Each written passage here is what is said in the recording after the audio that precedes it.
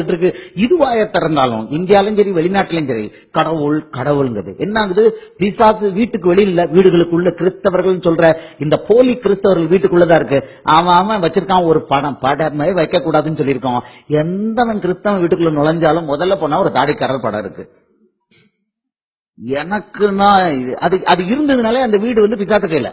எத்தனை தடவை சொன்னாலும் இந்த பிசாசு பேலியாளிகளுக்கு புரிய மாட்டேங்குது. கோயத்துல ஒருத்தருக்கு சொன்ன பெரிய அழகா டெக்கரேட்டடா வச்சிருந்தாரு.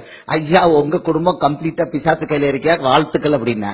ஐயா யாரோ ஒருத்தர் கிஃப்டா கொடுத்த அழகா இருக்கு. ஆனா நல்ல ஆவியில சொன்னனால எடுத்துட்டாரு, வெளியில எடுத்துட்டாரு.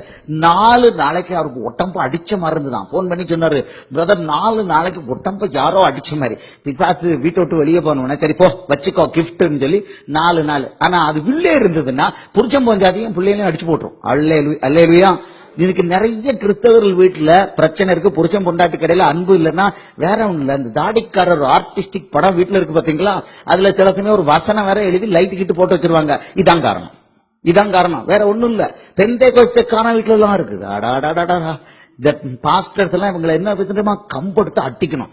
எவன் வீட்டுல எல்லாம் படம் ஏசு படம் சொல்லி தாடிக்காரன் படம் வச்சிருக்கீங்க வா முழங்கால் போடு அப்படின்னு அட்டி விளக்கணும். இவங்களுக்கு அடிச்சு 4 பேரை அடிச்சா 5வது ஆள் வீட்டுக்குள்ள போகும்போது இருக்காது. இல்லையா? ஆமா, பாஸ்டர்கள் பெந்தேகோஸ்தே பாஸ்டர்கள் எந்த பாஸ்டர்னாலும் சரிதான், விசுவாசி வீட்டுக்குள்ள போனா தாடிக்காரன் படம் இருக்கான்னு பாக்கணும். இருந்ததுன்னா ஆன் த ஸ்பாட் அந்த விசுவாசியை அடிக்கணும். அடிபடல, அடி இல்ல. ஆமா, அவன் அடிபட்டாது பொழைச்சு போயிருவான். அடிபடலன்னா நரகத்துக்குள்ள போறான். இயேசுவுக்கு கெடுதில உண்டாக்குறானுங்க. இன்னைக்கு புறஜாதி சபை இப்படி இருக்கு. புறஜாதி கிறிஸ்தவர்கள் இவங்களுக்குன்னு கல்வாரி சிலுவையில் தான் உயிரை கொடுக்க இவன் காண்பிக்கிற அன்பு இந்த லட்சணத்துல இருக்கு.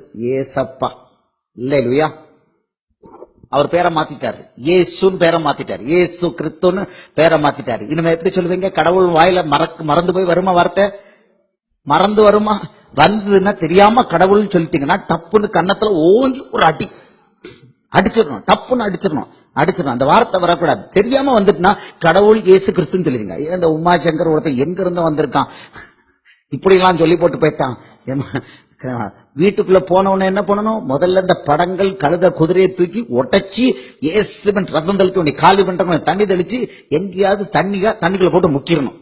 நான் ஊரா போறேன். என் ஜோலியே இதாயிட்டு. 2 நாளைக்கு முன்னால இருந்தேன், பூனால இருந்தேன். அங்க கிறிஸ்தவர் வீடுகள் அந்த படங்கள் எல்லாம் உருவி எடுத்து அவங்க என்னெல்லாமோ வச்சிருக்க உருவி எடுத்து அங்க போய் ஒரு நதியில நான் இயேசுவின் ரத்தம் தெளிச்சு அதை நியூட்ரலைஸ் பண்ண ஒரு ஆள் அதை தண்ணிக்குள்ள தூக்கி போட இந்த வேலை எல்லாம் பண்ணிக்கிட்டே இருக்கோம்.